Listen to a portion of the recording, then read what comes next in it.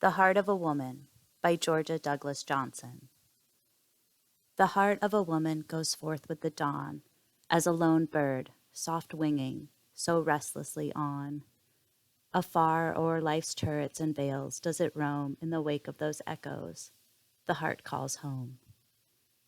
The heart of a woman falls back with the night and enters some alien cage in its plight, and tries to forget it has dreamed of the stars while it breaks on the sheltering bars.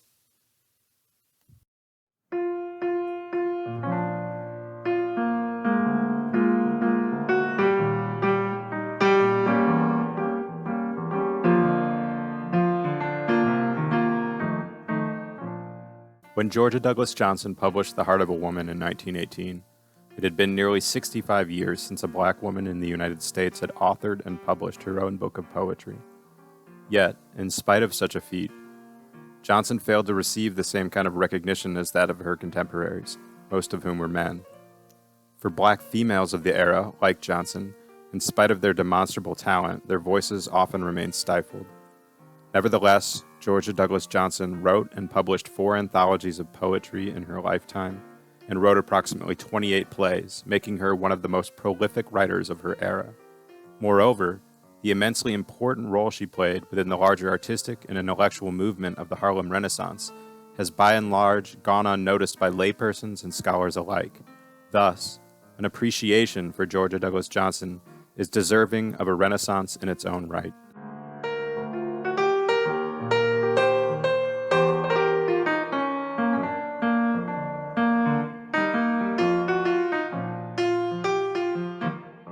There are conflicting accounts of exactly when Georgia Douglas Johnson was born, though it is now generally agreed that she was born in either 1880 or 1877.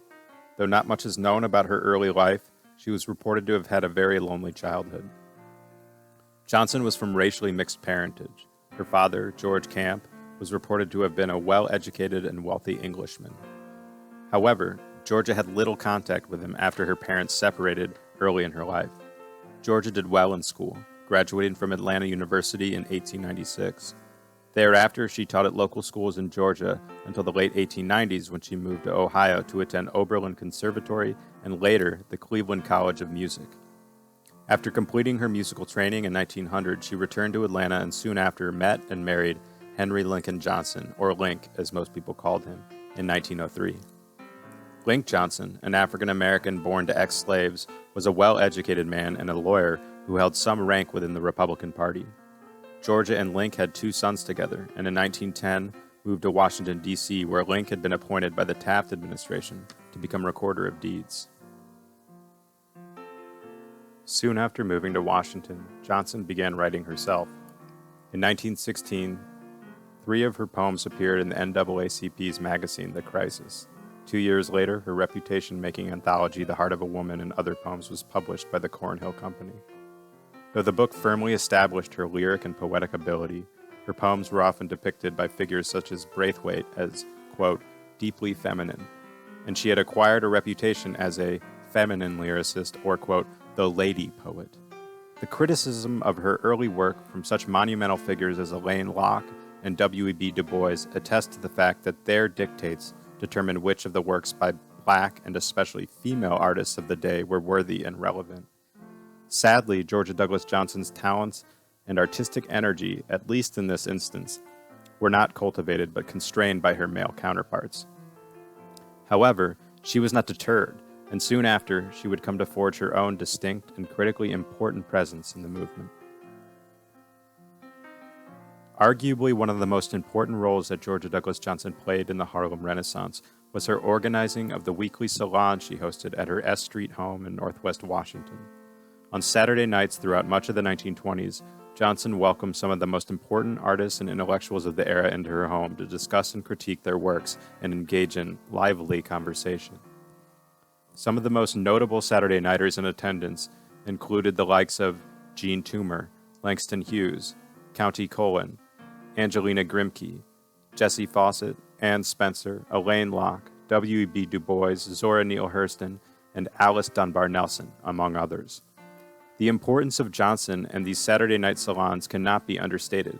As Elizabeth McHenry put it, The sanctuary Georgia Douglas Johnson created there offered a rare, liberating combination of honest and open fellowship and rich intellectual exchange. And Johnson provided a spiritual and intellectual center for many of the most well-known Harlem Renaissance writers. Not only did these meetings enrich and sharpen Johnson's own personal literary sensibilities and creative energy, but they offered an intellectual haven for some of the most critical thinkers and artists of the time. Thus, in addition to her own literary contributions, just as vital was the contribution she made to help cultivate the creative impulses of others. This is yet another aspect of Johnson's legacy that has often gone unnoticed. In more recent years, Johnson has received greater recognition for the roughly 28 plays she wrote in her lifetime. Some of Johnson's plays received critical acclaim and were produced for the stage in her day, such as Blue Blood in 1926 and Plumes, which won first prize in a contest offered by the publication Opportunity in 1927. However, due to limited opportunities brought on by the Great Depression and a more politically and creatively restrictive milieu, many of Johnson's plays never were formally produced or published, and little was known about them until well after her death in 1966.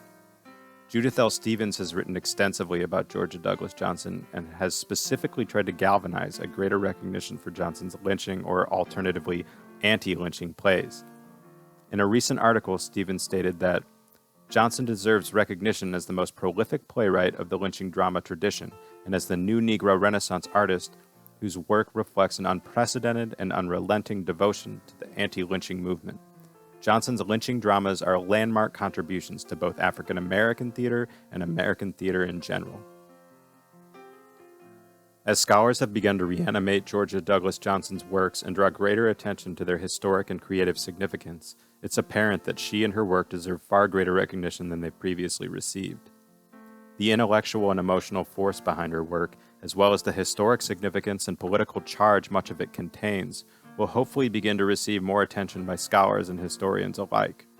The insight one can glean from her clear-eyed depictions of race and gender in America deserve far greater visibility in our collective literary canon and our historic texts, and, at an absolute minimum, the sheer power of her personality, her quality of character, and the community of intellectuals and artists she helped foster should serve as inspiration to us all.